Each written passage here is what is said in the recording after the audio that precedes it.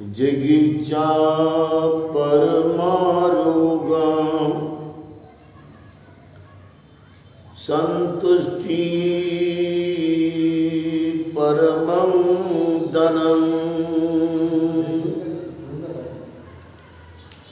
विश्वासा परमायाति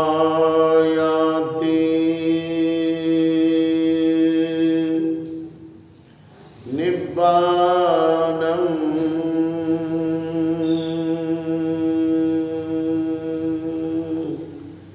परमं सुखं।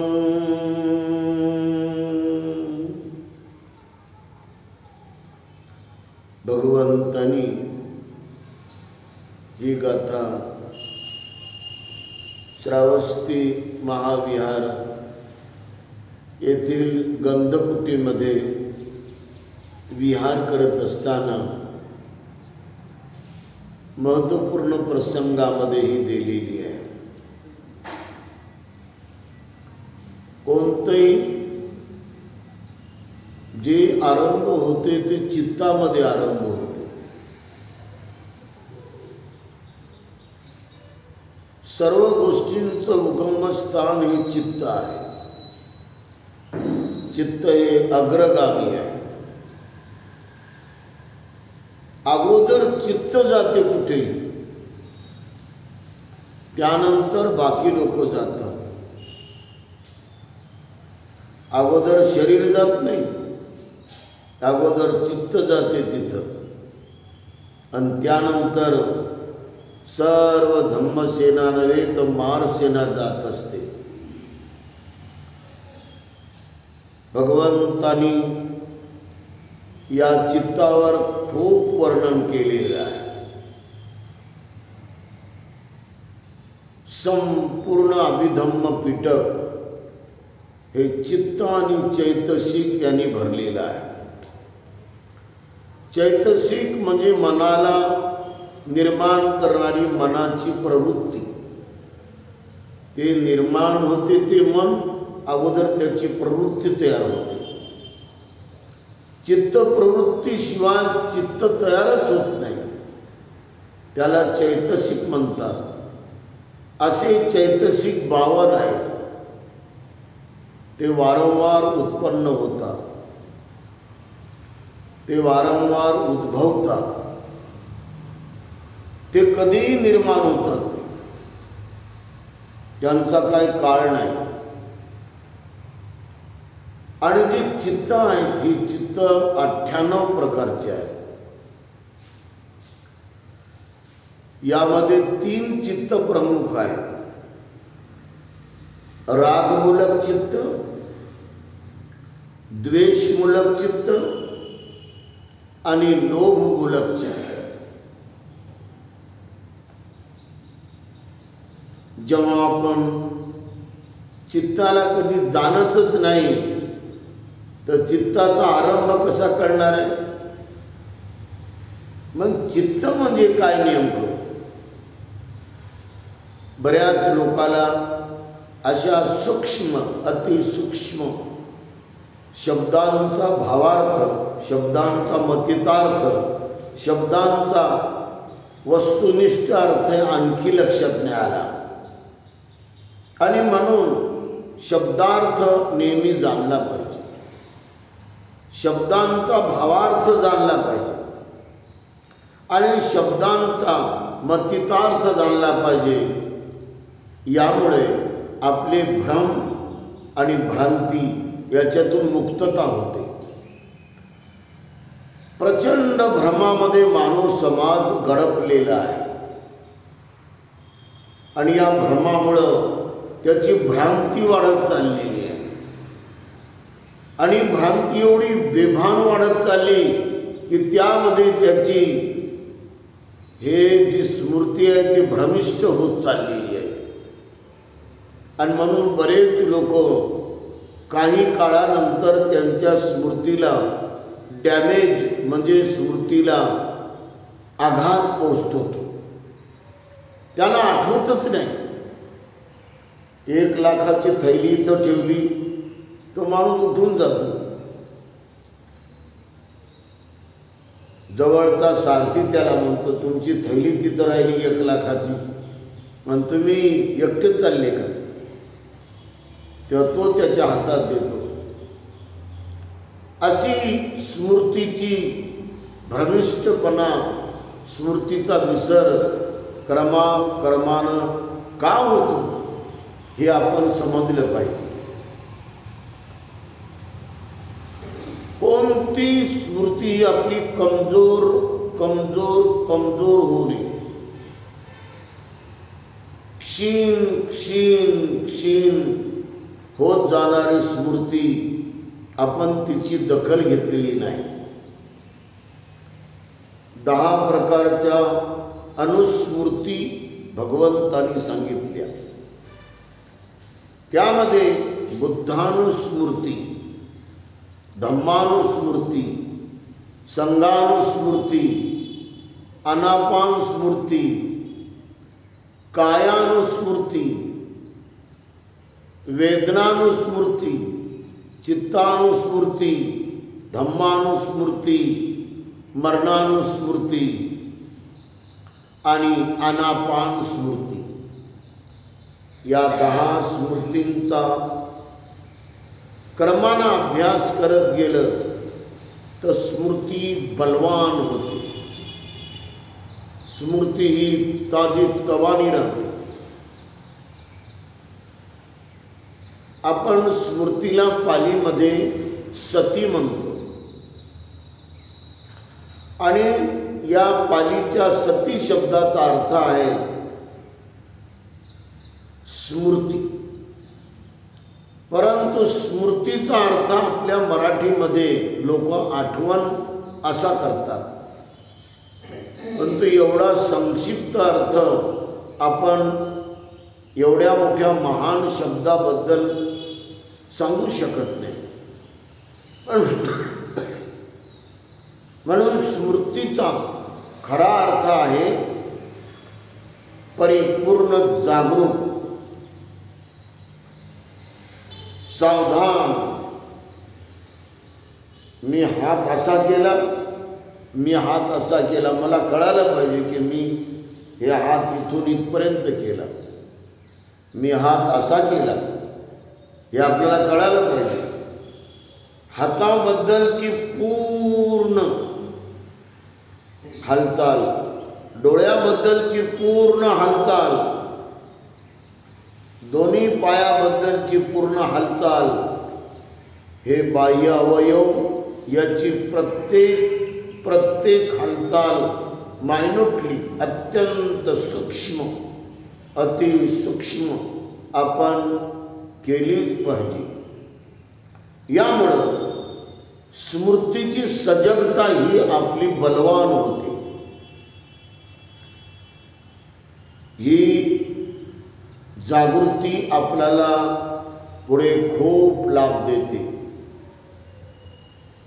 यामध्ये पुढे 3 प्रकारच्या विद्या आपल्या जागत राहतात. पूर्वजन्मानुस्मृतीचं ज्ञान. पूर्वजन्मानु म्हणजे मी अगोदर या जन्माच्या अगोदर कुठे होतो याची आपल्याला जाणीव होत असते. याला म्हणतात पूर्वजन्मानुस्मृतीची विद्या. मागच्या जन्मात मी कुठे होतो आणि कुठून मी इथं आलो याची एक विद्या आहे. आणि ही विद्या जशी जशी आपली वाढत गेली तसं आपण सारे जन्म जाणत राहतो की मागे मी किती जन्म पूर्ण केलेले आहे. अनंत जन्मानंतर आपण मानव जन्मात येतो.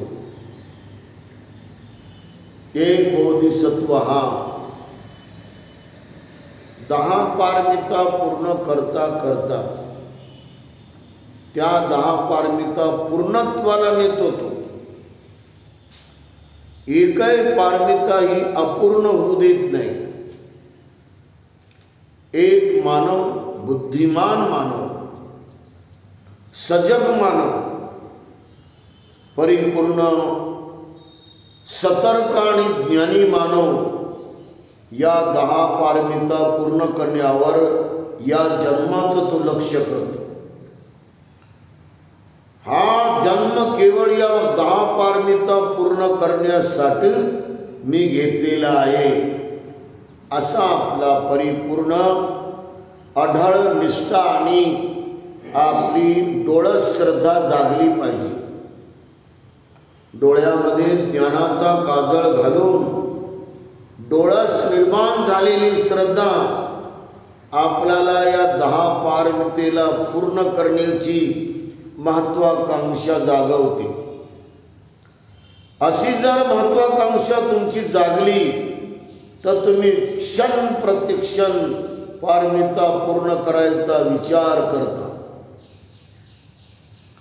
एकही क्षण तुमच्याकडून पारमिता पूर्ण करण्यामध्ये हे चालढकल होणार नाही किंवा अविचार होणार नाही. प्रत्येक क्षणी आणि प्रत्येक क्षणात आपण आपल्या द्वारे पारमितांचं पालन करण्याचं साहस आणि धैर्य आपल्या मनामध्ये जागवलं पाहिजे. साहस जागवल्याशिवाय, धैर्य जागवल्याशिवाय कर्म पूर्ण होत नाही. कर्माची परिपूर्तता ही परिपक्व होईपर्यंत ते कर्म करतच राहिले पाहिजे. आणि म्हणून तुम्ही किती सजग आहात तेवढे खरे मानव बनण्याच्या योग्यतेमध्ये पाऊल टाकत राहा. तुम्ही केवढे सतर्क आहात, सजग आहात, तेवढे तुम्ही परिपूर्ण मानव बनण्याच्या प्रक्रियेमध्ये तुम्ही कर्माचं बीज पेरत गेलं पाहिजे. तुम्ही रस्त्याने चालला आणि तुमचं रस्त्यावर लक्ष नाही. माझ्या डोळ्यासमोर हा रस्ता आहे, मी हा उजवा पाऊल उचलतो आणि तो पुढे टाकत आहो. हे डावा पाऊल उचलत आहो आणि पुढे टाकत आहो. पाऊल उचलत आहो, टाकत आहो. याची तुम्हाला पूर्ण जाणीव झाल्यानंतर अचानक तुमच्या पुढे वेगवेगळ्या प्राण्यांची तिथून रांग चालली अशी, आणि तुम्ही जर सजग नसला तर त्या अंजान प्राण्याच्या रांगेवर तुमचा पाय पडेल. पाय पडाल्याबरोबरच सारे प्राणी चंगरून मरतील ते, आणि तुम्ही नंतर म्हणाल अरे वाईट झालं हो, सारे प्राणी मरण पावले माझ्या पायानं आणि चेंगरले सारे. हा तुम्हाला पश्चाताप होईल तुम्ही सजग नसल्यामुळे. तुम्ही पूर्ण सजग राहिलं पाहिजे. दान पारमिता तुम्ही दिवसातून किती वेळ पूर्ण करता? कोणाला पाणी देता का दान? कोणाला घास दान देता का? कोणाला एक अर्धी पोळी दान देता का? कुणाला तुम्ही किती दान देता सकाळपासून तर संध्याकाळपर्यंत? हे तुमच्या दान पारमितेचं कर्म तुमच्या संपूर्ण पुण्याईच्या या खात्यामध्ये जमा होते. म्हणून तुम्ही सतत दान कर्म केलं पाहिजे. पाणी दान, जेवण दान, कपडा दान, रक्तदान, एक ना एक वस्तू दान देण्याची तुमची तयारी प्रबल असली पाहिजे. आणि हे चित्त करायला काम करते. हे चित्त आपल्याला करायला मात्र त्या ठिकाणी भाग पाडते. आणि म्हणून तुम्ही कोणत्या प्रकारचं दान देता हे तुमच्या चित्ताचा आणि तुमच्या चित्त प्रवृत्तीचा सर्वात महत्त्वाचा विभाग आहे आणि तो भाग तुम्ही आपल्या पुण्याईच्या दप्तरामध्ये, पुण्याईच्या खात्यामध्ये जमा करत राहता. तुमचं पुण्याईचं खातं काहीतरी भरलं पाहिजे ना. आणि ते जर तुमचं रिकामच राहिलं नेहमी तर तुम्हाला काय फायदा होणार. आणि म्हणून तुमचं पुण्याईचं खातं हे साऱ्या पुण्याच्या कर्मानं भरलं पाहिजे. ते असे पुण्यकर्म तुमचे 10 आहेत. दान कर्म, शील कर्म, नैष्कर्म्य कर्म, वीर्य कर्म, अधिष्ठान कर्म. याच कर्माला करत करत त्याची पारमिता बनते आणि ही पारमिता या मानव जन्माला पूर्ण करायला मदत करते. आपला मानव जन्म अपूर्ण आहे.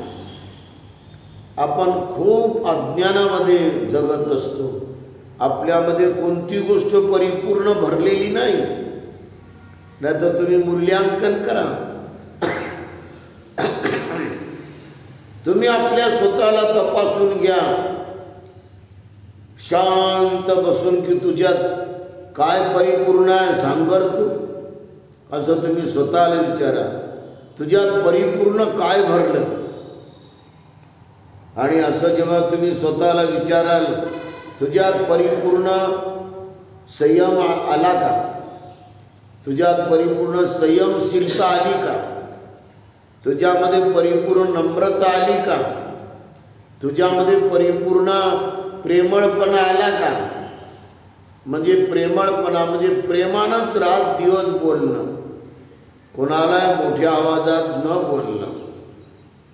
तुझ्यामध्ये तळमळ परिपूर्ण आली का, तुझ्यात मैत्री परिपूर्ण भरली का, तुझ्यात क्षमाशीलता परिपूर्ण भरली का, तुझ्यात परोपकार करायची उत्कंठता परिपूर्ण भरली का, तुझ्यात उत्साह योग्य आणि कुशल कर्म करण्यासाठी हेतू पुरस्करपणे निर्माण झाला का, तुझ्यात उद्योगशीलता करण्याची, कुशल कर्म करण्याची हे महान अशी जिद्द निर्माण झाली का. हे परिपूर्ण तुझ्यात काय आहे सांग ना. असं आपण स्वतःला तपासलं पाहिजे. स्वतःचं मूल्यमापन केलं पाहिजे, स्वतःचं मोजमापन केलं पाहिजे. तुम्ही स्वतःला असं काही विचारलंच नाही तर तुम्ही कुठपर्यंत पोहोचला हे तुम्हाला कसं कळणार आहे. तुम्ही वयानं किती झाले हे लोक विचारणार नाही, त्याचा काही फायदा नाही. कारण वय हे निसर्गाप्रमाणे वाढतच जाते. तुम्ही शरीरानं किती मोठे होऊ लागले याचा काही फायदा नाही. कारण शरीर वाढते वाढते पुन्हा कमी होते. शरीर आणखी बलवान होते, आणखी सुकत जाते. निसर्गाचा नियम आहे. भले मोठे मोठे माणसं पाहिले मी, दांडगे, आणि एकदम काही दिवसांत ते असे सुकत गेले, असे लाकडासारखे झाले, वाळले. म्हटलं एवढे मोठे बलवान माणसं एकदम. म्हणून याच्यावर तुमचं मूल्यांकन होऊ शकत नाही. एखादा दुकानदार हा आपल्या दुकानातून जे काही मोजून देतो तुम्हाला ते तुम्ही मोजून आणता की नाही. साखर तुम्ही 1 किलो म्हणलं तर 1 किलोच तो देतो, थोडी पण जास्त देत नाही. तुरीची डाळ, मुगाची डाळ, मसूरची डाळ, उडदाची डाळ, चवळीची डाळ, हरभऱ्याची डाळ, कोणतीही वस्तू तुम्ही मोजून घेता. असंही मोजणं, आपल्या स्वतःला मोजणं, तो कुठपर्यंत पक्व होत चालला, परिपूर्ण होत चालला, परिपूर्ण होत चालला, परिपूर्ण होत चालला असं आपण स्वतःला नेहमी मोजलं पाहिजे. आणि यामुळं आपल्या बुद्धिमान माणसाला आपल्या स्वतःच्या खूप आणि खूप गुणवत्तेचं शाश्वत ज्ञान होते, वस्तुनिष्ठ ज्ञान होते आणि त्याचा एक प्रखर स्वाभिमान जागत असतो की मी शीलवान आहे, माझ्या शीलाला डाग लागत नाही, असं बोट लावायची कोणाची हिंमत नाही माझ्याला, असं बोट माझ्याकडे करायची हिंमत नाही, असा माणूस शील कर्मानं परिपूर्ण होतो. मी प्रेमळ आहे, मी कोणत्या प्रकारे वाणीनं कठोर कुणाला बोलून दुखावत नाही, मी कठोर भाषा वापरत नाही, मी दुर्गुणी भाषा वापरत नाही, मी फोडायची भाषा वापरत नाही, मी मित्र तोडायची भाषा वापरत नाही, मी समाज तोडायची भाषा वापरत नाही, मी समाजामध्ये दुफडी करायची भाषा वापरत नाही. अशी माझी भाषा ही प्रेमळ आहे, जोडणारी आहे, समर्पक आहे. परिपक्व माझी भाषा सम्यक आहे, रसाळ आहे, स्वादिष्ट आहे, मधुर आहे, जागवणारी आहे. हे माझ्या या प्रेमळपणाचा पूर्ण माझ्यामध्ये निर्माण झालेला परिपूर्णत्वाचा भाव आहे. मी नम्रवान आहे, मी नम्रवान अमर्याद बनायच्या तयारीत आहे. नम्रतेच्या विरोधात मी जरा पण वागणार नाही, मी अभिमानी होणारच नाही, मी अहंकारी होणारच नाही, मी उद्धट वागणारच नाही, मी उगीरपणानं बोलणारच नाही. याप्रमाणे आपला एक एक गुण परिपूर्णत्वापर्यंत आपण जागवणं आणि तो वाढत आहे याची जाणीव करणं ही फार महत्त्वाची आपल्यामध्ये आपल्या संपूर्ण उच्च गुणवत्तेच्या आदर्शाला कारण बनू शकते. एक उच्च व्यक्तिमत्व यामधून निर्माण होते.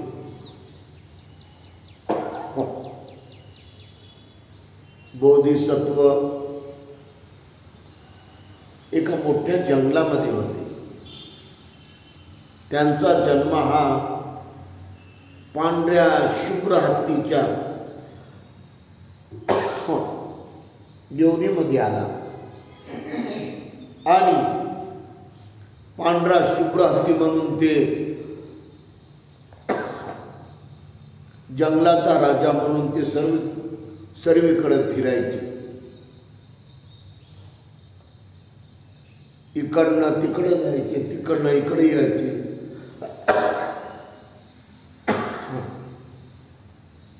बाजूला मोठी नदी होती, ते नदीवर जायचे. पांढरा शुभ्र हत्ती, वेगवेगळे रंग, एक प्रतिभा आहे, ती माणसाची तेजस्विता आहे. ती आपल्या वेगवेगळ्या आचरणानं माणसाला मिळते. कोणाचा चेहरा काही खूबसूरत असतो, कोणाचा चेहरा ब्युटिफुल असतो. हे आपल्या वेगवेगळ्या आचरणानं आपल्याला लाभलेले गुण असतात. याही जन्माचे असतात, परंतु जास्तीत जास्त पूर्वजन्माचे असतात. ते बोधिसत्व हा अनंत जन्म पूर्ण करतो. 554 जन्म तो पूर्ण करून 10 पारमिता परिपूर्णत्वाला नेतो. हे परिपूर्णत्व म्हणजे परफेक्ट ह्युमन बीइंग. परिपूर्णत्व गाठणं हे जीवनाचं नेहमी ध्येय ठेवलं पाहिजे आणि त्या पद्धतीनं आपण आपल्या जगण्याला आकार दिला पाहिजे. तर बोधिसत्व एका भव्य अशा विशाल झाडाखाली आराम करायचा. पांढरा शुभ्र हत्ती फळं खाऊन, पानं खाऊन, कंद खाऊन आलं की आराम करायचा. तर हे प्राणी जे असायचे, बंदर, माकडं, हे त्या झाडाच्या वर जाऊन त्या पांढऱ्या शुभ्र बोधिसत्वाच्या अंगावर ते विष्ठा टाकायचे, त्यांचं अंग घाण करायचे. खूप विष्ठा म्हणजे टॉयलेट करायचे, ते संडास, आणि पूर्ण शरीर त्यांचं गदळ व्हायचं. त्यांनी जर मनात आणलं असतं तर एका वानराला, एका बंदराला बराबर फांद्या मोडून त्याने आपल्या पायाखालं असं चरकन दाबलं असतं. त्यांना एका सेकंदामध्ये मारून टाकलं असतं. एवढी त्यांच्याकडे शक्ती होती. झाडचा झाड पूर्णपणे त्यांनी पाडलं असतं, आणि त्या झाडाला पाडून त्या प्रत्येकाला मात्र आपल्या सोंडेनं फिरून फिरून आपटू मारलं असतं त्याने. परंतु बोधिसत्व असं वाईट काम करतच नसतं. बोधिसत्व क्रूर काम करतच नसतं.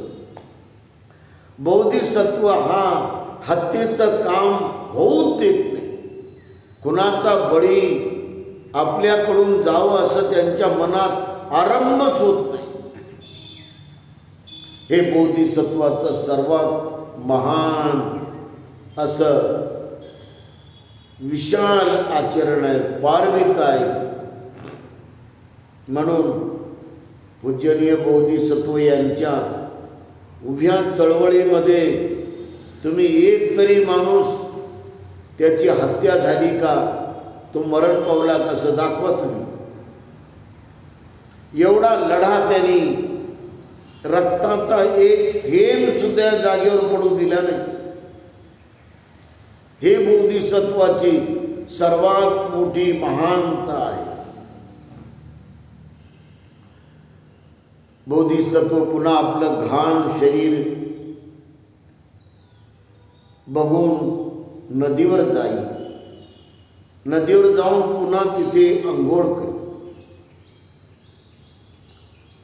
अशा प्रकारे अमर्याद सहनशीलता ही सहनशीलतेची परिपूर्णता भरलेली अवस्था आहे. नुसतं सहनच करायचं नाही, अमर्याद सहनशीलता वाढवायची. नुसतं क्षमाशीलताच करायची नाही, क्षमा करायची नाही, तर अमर्याद क्षमाशीलता वाढवायची. नुसतं अनुकंपा करायची नाही, अमर्याद अनुकंपा वाढवायची. तर ही परिपूर्णत्वाला नेणारी बोधिसत्वाची सर्वात मोठी महत्वाकांक्षा आहे. आपल्या चित्तामध्ये 3 विकार ही नेहमी चालत असतात. राग नेहमी चालतो. हे राग थांबतच नाही. राग म्हणजे काय? पाली भाषेमध्ये रागाचा अर्थ मराठीमध्ये होतो आसक्त होणं, कोणावर मन जाणं, कोणावर मन भाळणं. अचानक कोणी दिसत डोळ्याला की त्याच्यावर मन जाणं आपलं, आणि मन जाऊन त्याच्यावर मन आसक्त होणं, त्याला आपण म्हणतो मन माझं जरा वाईट झालं त्या प्रसंगी. खरंच मला असं करणं बरोबर नाही. आपल्याला आपला पश्चाताप होईल अशी आपल्यावर पाळी येऊ नये म्हणून परिपूर्ण जागरूक राहिलं पाहिजे. दिवसामध्ये आणि रात्रीमध्ये कुणावरही मन जाणार नाही एवढी जागरूकता आपल्यामध्ये येणं ही फार महत्त्वाची पुण्याई आणि बोधिसत्वाच्या बीजामध्ये आणि बोधीच्या तरंगामध्ये जाण्याची ती एक फार मोठी लिंक आहे.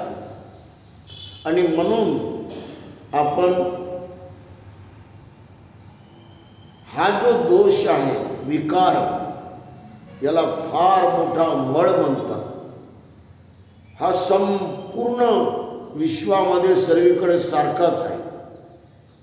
कोणत्याही देशाच्या स्त्री आणि पुरुषामध्ये हा जो आसक्त होण्याचा दोष आहे तो सारखाच आहे.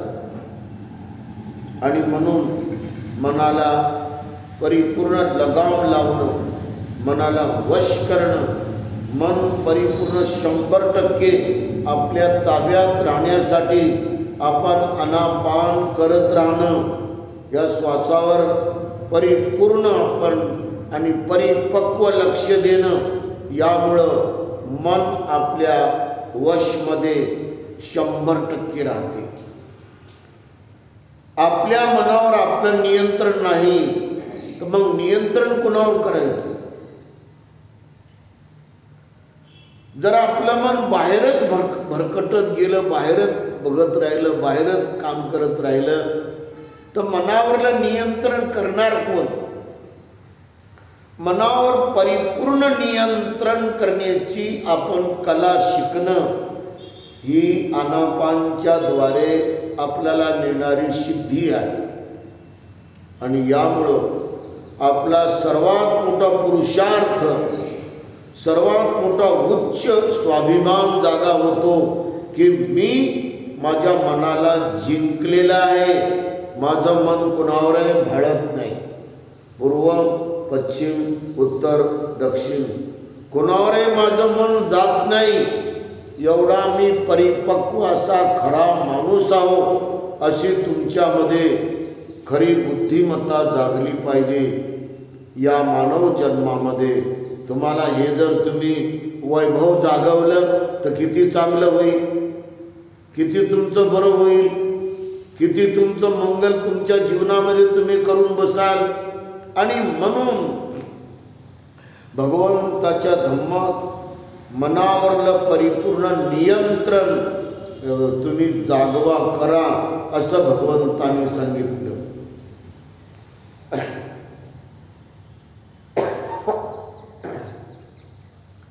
आपल्या चित्तात राग आरंभ झाला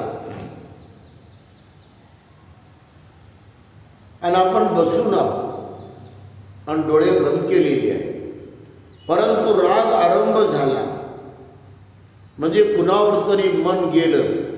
डोळे बंद करूनही मन जात असते. असं आपण बसलो तरी मन कुणावरही जाते.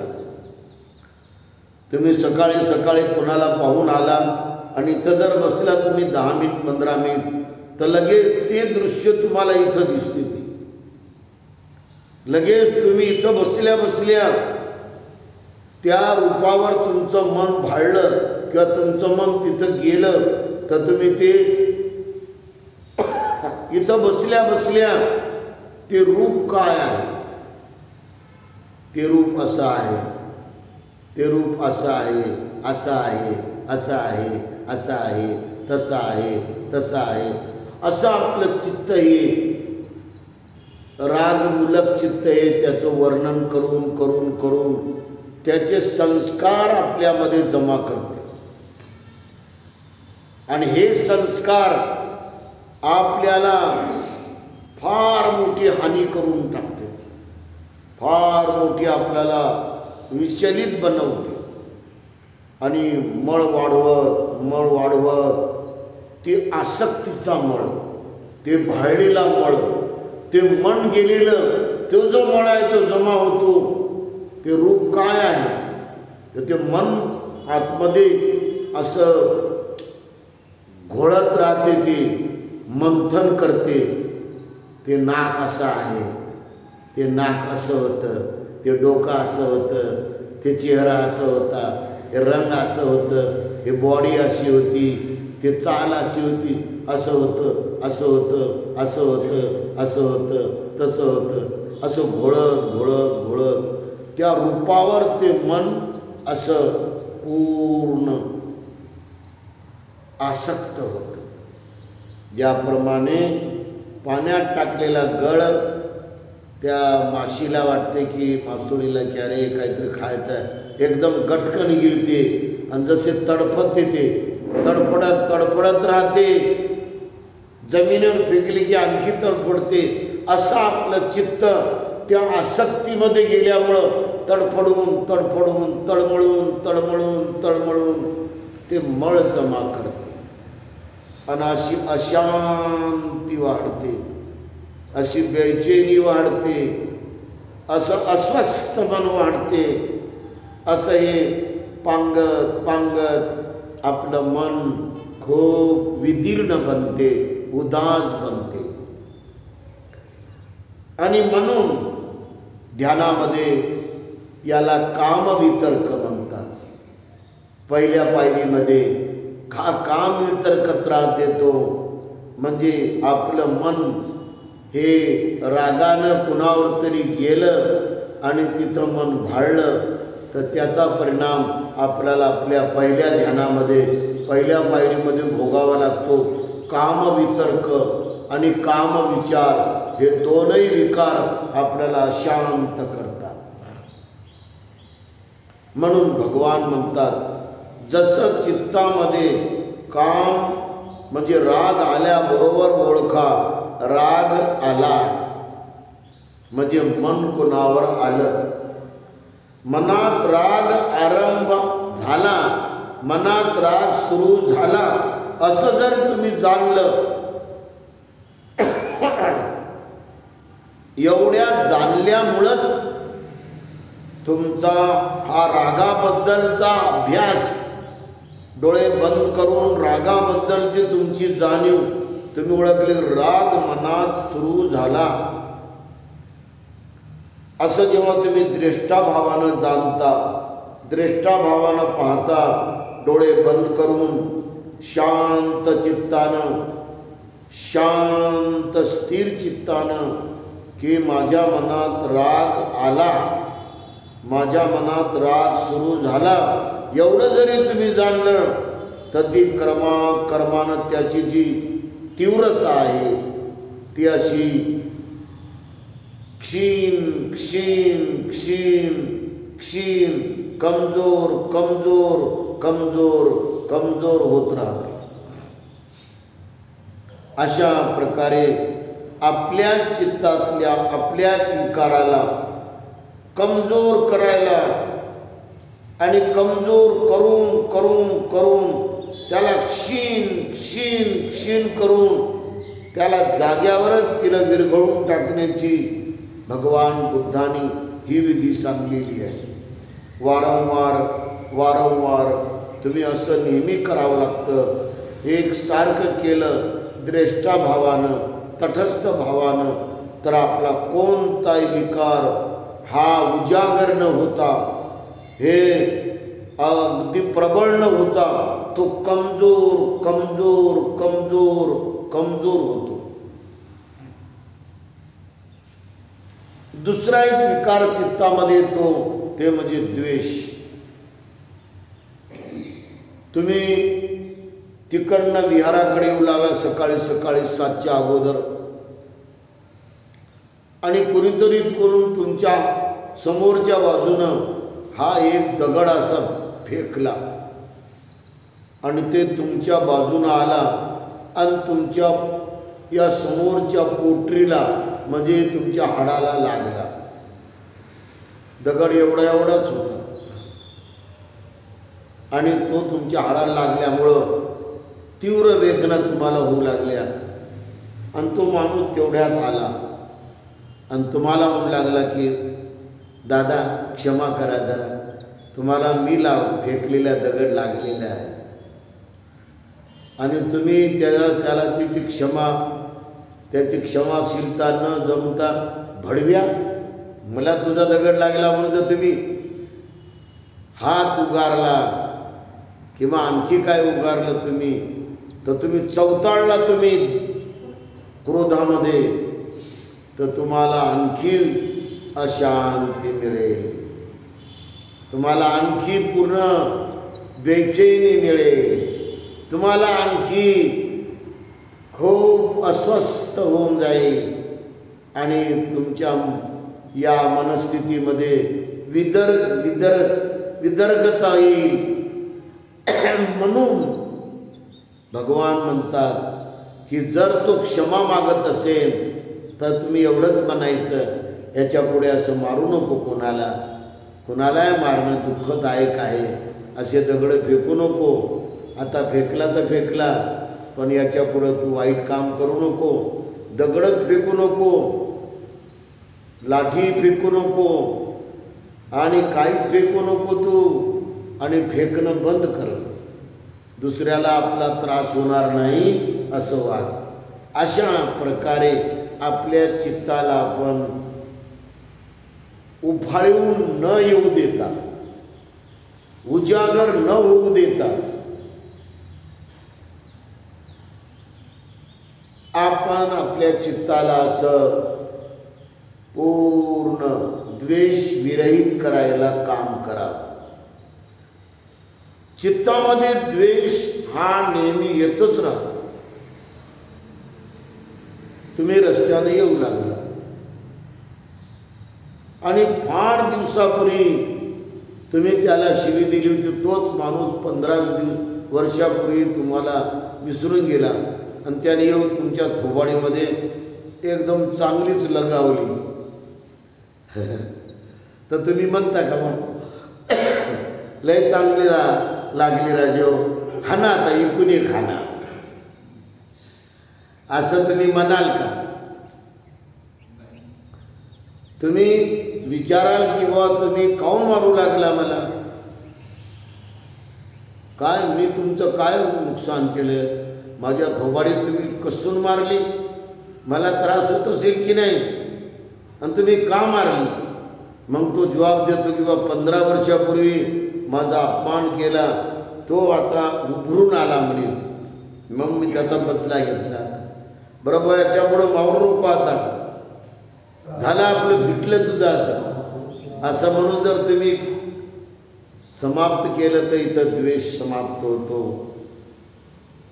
नाही वेरे न वेरानी, नाही वेरे न वेरानी, सम्मंतीद कुदाचनम, अवेरे चेन सम्मंती.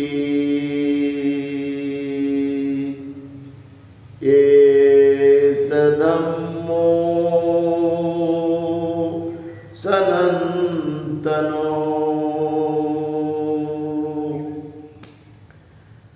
वैरानं वैर कधी क्षमन होत नाही, वैरानं वैर कधी मिटलं नाही, तसंच क्रोधानं क्रोध कधी मिटत नाही, तसं द्वेषानं द्वेष कधी मिटत नाही. अवैरानं वैर शांत होते. अवैरानं म्हणजे मैत्रीनं वैर परिपूर्ण शांत होते. हा महान जुना सनातन धर्म आहे. सनातन म्हणजे जुना निसर्गाचा नियम आहे आणि म्हणून ह्याचं पालन प्रत्येक व्यक्तीनं केलं पाहिजे. सर्वांचं मंगल हो.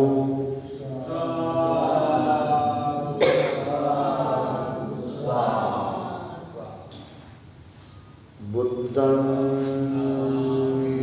नमामि, बुद्धं नमामि, धम्मं नमामि, धम्मं नमामि, संघं नमामि, संघं नमामि. आशीर्वाद. आयु आरोग्य संपत्ति सर्गसंपत्तिमेवंच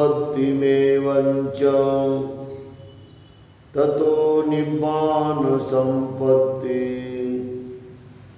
इमिनाते समीजतु. वनवड्डको बलवड्डको यशवड्डको धनवड्डको ज्ञान वड्डको पय्यावड्डको तेषं सच्चेन शीलेन खन्तिमेतबलेन च तेऽपि त्वं अनुरक्षन्तु आरोग्येन सुखेन च।